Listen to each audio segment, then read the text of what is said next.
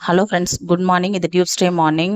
இன்றைக்கி வந்து பெரியபாளையம் பவானி அம்மன் கோயிலில் பொங்கல் வைக்கலான்னு தான் கிளம்பிட்டுருக்கோம். அதுக்காக தான் எல்லா வேலைகளும் நடந்துட்டுருக்கு. காலையில் 5 மணிக்கு எழுந்திரிச்சு சமையல் வேலை, வீட்டு வேலை எல்லாம் முடிச்சாச்சு.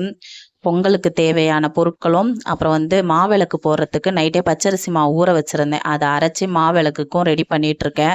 இப்போ அந்த வேலை தான் நடந்துட்டுருக்கு. இங்கே வந்து எங்கள் வீட்டாண்ட 9:30க்கு பஸ்ஸு. அதை பிடிச்சாதான் 3 மணிக்கு நான் வந்து என் பையனை ஸ்கூல்லேருந்து கூப்பிட்டு வர முடியும். அதனால் அந்த பஸ்ஸுக்காக கொஞ்சம் விறுவிறுன்னு வேலையெல்லாம் செஞ்சிட்ருக்கோம். 9:30க்கெலாம் போய் பஸ் பிடிக்கணுன்றதுக்காக. இங்கே நானும் என் ஃப்ரெண்ட்ஸ் ஒரு 4 பேரும் சேர்ந்து போயிட்டு வரோம். இன்றைக்கி மார்னிங் பிரேக்ஃபாஸ்ட்டுக்கு வந்து ஆப்பமும் தேங்காய் பாலும் தான் செஞ்சுருக்கேன். சிகப்பரிசி மாவில் ஃபஸ்ட்டு டைம் ஆப்பம் ட்ரை பண்ணியிருக்கேன். ரொம்ப சூப்பராக வந்துருந்துச்சு. நான் வந்து அது ரெசிபி வந்து உங்களுக்கு அப்புறம் ஷேர் பண்ணுறேன். மதியம் லஞ்சுக்கு வந்து கத்திரிக்காய் காரக்குழம்பு, கோஸ் பொரியல் தான் செஞ்சுருந்தேன். எங்கள் வீட்டாண்ட இருக்க அம்மன் கோயில் எல்லாத்துலேயும் பொங்கல் வச்சாச்சு. பெரியபாளையத்து அம்மனுக்கு மட்டும்தான் வைக்க வேண்டியது இருந்தது. அதுவும் நல்லபடியாக வச்சுட்டு வந்தாச்சு. இதோட 4ஆம் வாரம் ஞாயிற்றுக்கிழமை கூழ் ஊற்றணும். அந்த ஒரு வேலை மட்டும்தான். அதையும் முடிச்சுட்டா ஆடி மாதம் சிறப்பாக